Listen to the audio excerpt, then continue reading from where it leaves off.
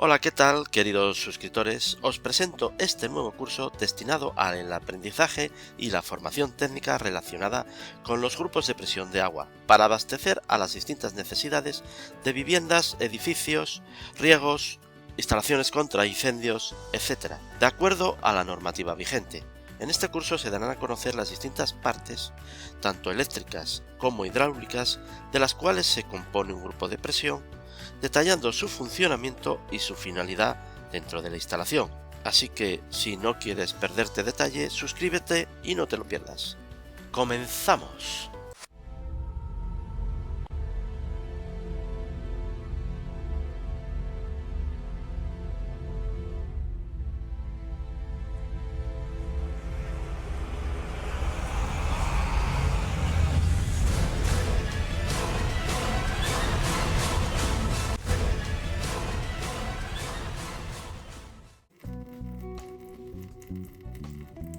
Esto que vemos en el vídeo, grifo con escaso caudal de agua, nos podría ocurrir en los bloques altos de un edificio de cierta envergadura, en el supuesto de no disponer de grupo de presión que nos garantice una presión mínima en los puntos de utilización. Según la normativa, y en concreto la sección HS4 relativa al suministro de agua del Código Técnico de la Edificación, se deberá garantizar en los puntos de consumo una presión mínima de 1 bar en los grifos comunes y una presión de 1,5 bares en flexores y calentadores. Cuando las viviendas o dependencias interiores de los edificios estén a cierta altura y la presión de acometida de red es insuficiente para garantizar la presión mínima en los puntos de consumo, será necesario la instalación de un grupo de presión o de sobreelevación. Los grupos de presión o de sobreelevación no solo tienen aplicación en el abastecimiento de agua sanitaria en edificios, sino que además nos los podemos encontrar en innumerables aplicaciones, como por ejemplo instalaciones contra incendios, en distintas aplicaciones industriales, como por ejemplo el riego, para la agricultura o incluso para campos deportivos. También en el trasvase de combustibles líquidos o incluso en plantas depuradoras de agua. En cualquier caso, en aquellas instalaciones que necesiten el trasvase de fluidos a una cierta distancia o que estas instalaciones sean necesarios para el trasvase de fluidos, salvar un desnivel, será entonces necesario la utilización de grupos de sobrepresión o sobreelevación.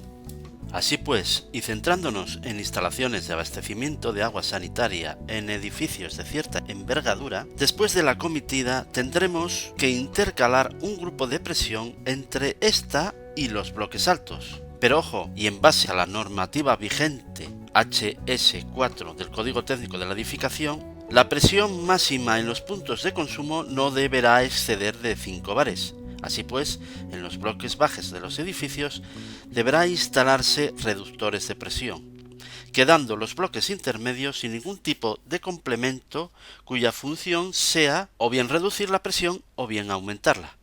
Antes de comenzar a describir los distintos grupos de presión, conviene aclarar que la presión en acometida no es constante, sino que fluctúa, resultando ser menor cuando hay un aumento de la demanda y viceversa. Esto se explica en base a la siguiente fórmula que nos dice que la presión total ejercida en el interior de una tubería es igual a la presión estática más la presión dinámica, siendo la presión estática la que se ejerce sobre las paredes de la tubería y la presión dinámica es la presión de un fluido debido a la velocidad que él tiene.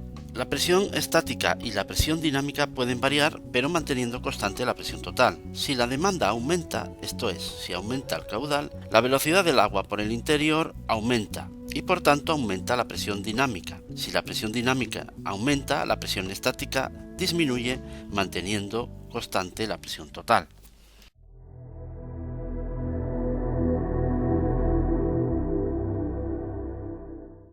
La norma UNE 149.202 recoge los distintos tipos de grupos de presión e incorpora además mejoras tecnológicas con respecto a la norma que recoge el documento básico HS4 del Código Técnico de la Edificación.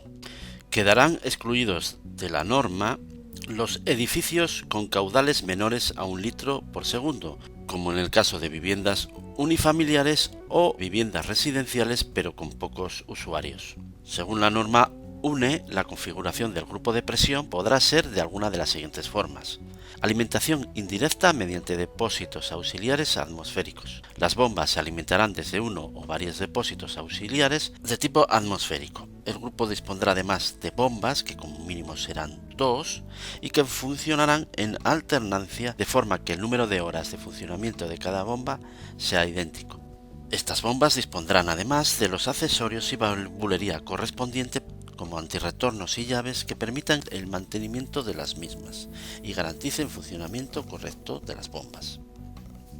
Además, el grupo de presión dispondrá de un depósito presurizable de membrana, generalmente, que tendrá la siguiente función: limitar el número de arranques y paradas de las bombas, prolongando de esta forma la vida útil de las mismas. Línea de bypass. En momentos de poca demanda, la presión en acometida puede ser suficiente para prescindir del grupo de presión, con el consiguiente ahorro de energía.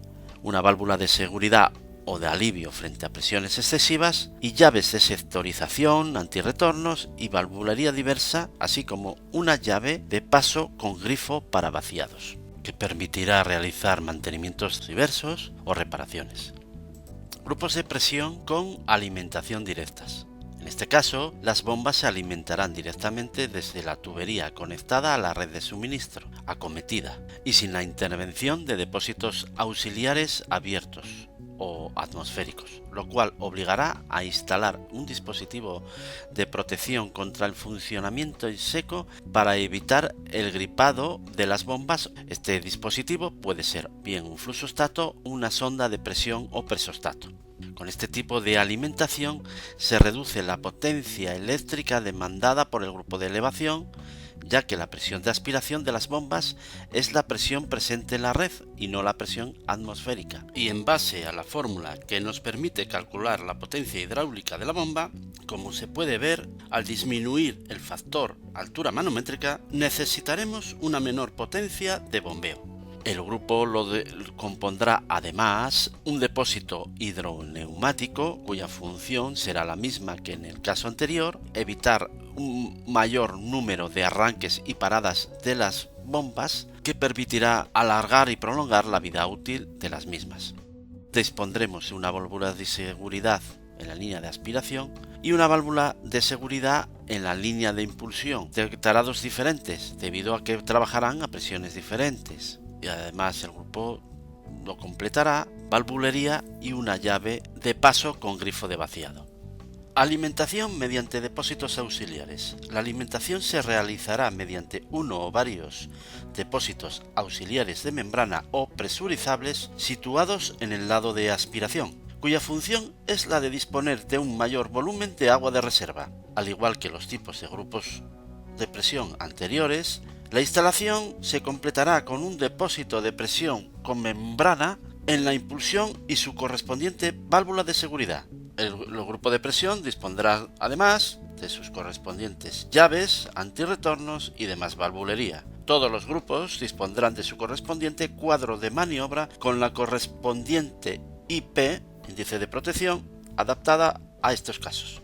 En cuanto al número de bombas se refiere, según el documento básico HS4 del Código Técnico, se dispondrá de 2 bombas para caudales de hasta 10 litros segundo, 3 bombas para caudales de hasta 30 litros segundo y 4 para más de 30 litros segundo. Se podrá prescindir de la bomba de reserva cuando el caudal simultáneo sea inferior a 3 litros por segundo y además la potencia unitaria de cada bomba no exceda de 4 kilovatios.